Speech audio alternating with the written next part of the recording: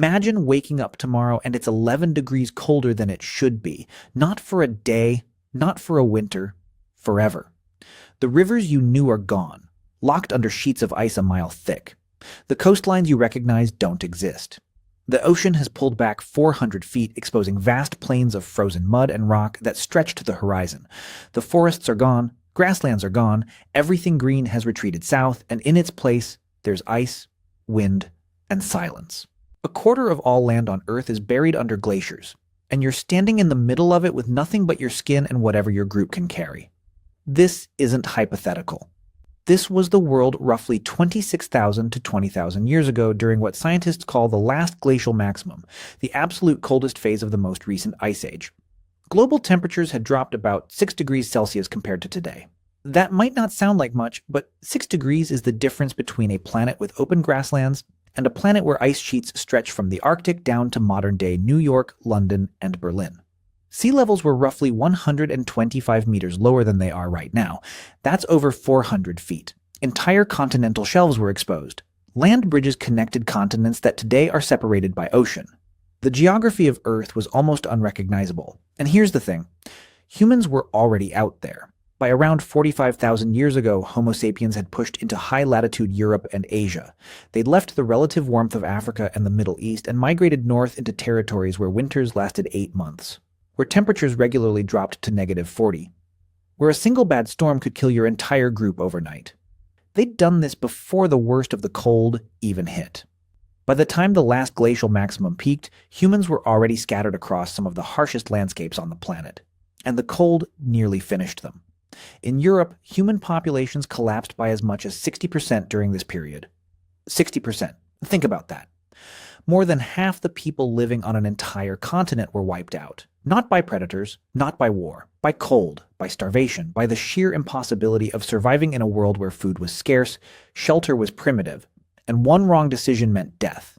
The megafauna were struggling too. Woolly mammoths, woolly rhinos, giant deer, cave bears.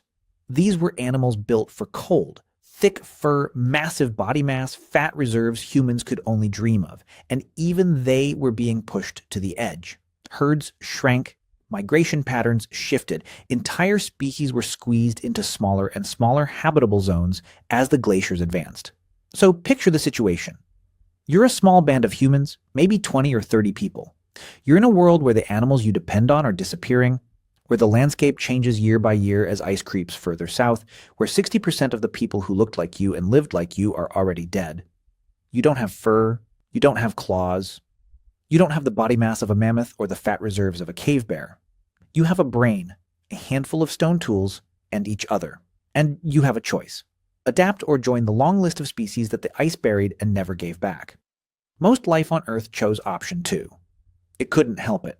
Evolution is slow, and the cold was faster. But humans did something no other species could do. They didn't wait for evolution. They invented their way out.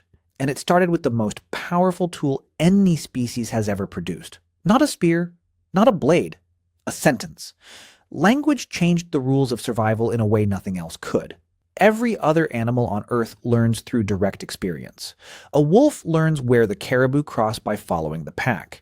If the wolf dies before passing that on, the knowledge dies with it.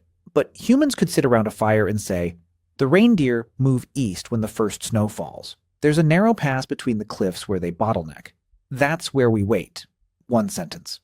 And suddenly, every person in the band knows something that took someone else 20 years to figure out.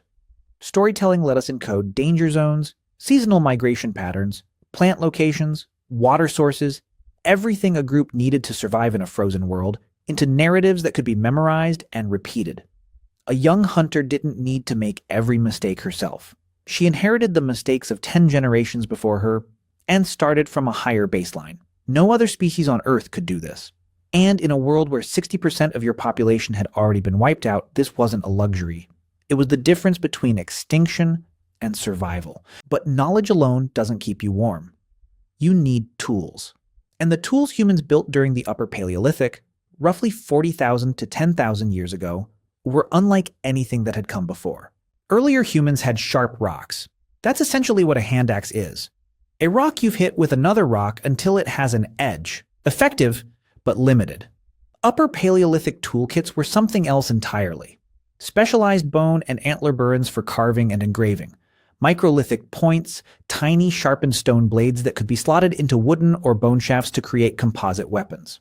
Think of it like this. Instead of one big clumsy blade, you now had a modular system. A spear with replaceable tips, a knife with an antler handle, tools designed for specific jobs, not just general cutting. Hunting efficiency jumped dramatically. You could take down larger game with less risk, process carcasses faster, and waste less of the animal. And then, around 30,000 years ago, give or take, though the exact dating is debated and evidence comes from only a handful of sites, someone invented something so simple it's almost embarrassing. A bone needle. A thin, polished piece of bone with a hole punched through one end. It sounds like nothing. It changed everything. Before the bone needle, your clothing options were basically wrapping animal hides around yourself and hoping for the best. Loose skins tied with sinew, gaps at the joints, wind cutting through every seam. In a world where temperatures hit -40, that's a death sentence. But a needle meant you could sew. You could cut hides to fit the shape of a human body. You could stitch together multiple layers, reindeer skin on the outside, Arctic fox fur on the inside, and create fitted, insulated clothing that actually trapped body heat. Parkas, leggings, boots, gloves. Not fashion, engineering. The bone needle turned animal skin into architecture for the human body, and it let us live in places where biology said we shouldn't exist. Shelter worked the same way. Human ingenuity compensating for biological weakness. In some places, bands stretched hides over rock overhangs to block wind and trap heat. In others, they built wooden frames and draped them with animal skins to create tent-like structures. And on the open steppes of Eastern Europe, where trees were scarce and rock shelters didn't exist, humans stacked mammoth bones into domed huts, covered them with sod and hides, and built hearths in the center. Every shelter design had one thing in common: fire at the core. The hearth wasn't just for warmth, it was for cooking, for drying meat, for light, for safety. It was the center of everything, and fire didn't just keep you warm, it fed you. At sites like Roche-de-Solotre in France, humans used seasonal fire corralling drives to push herds of wild horses and reindeer toward natural bottlenecks, cliff edges, and narrow passes where the animals couldn't escape. Mass kills. Thousands of bones stacked at the base of a single rock formation. The surplus meat was dried and smoked, stored for the long winters when hunting was impossible, and the landscape offered nothing but ice and wind. This is what survival looked like. Not one breakthrough, a cascade of them. Language to share knowledge, tools to hunt efficiently, needles to build clothing, shelters to block the cold, fire to cook, preserve, and protect.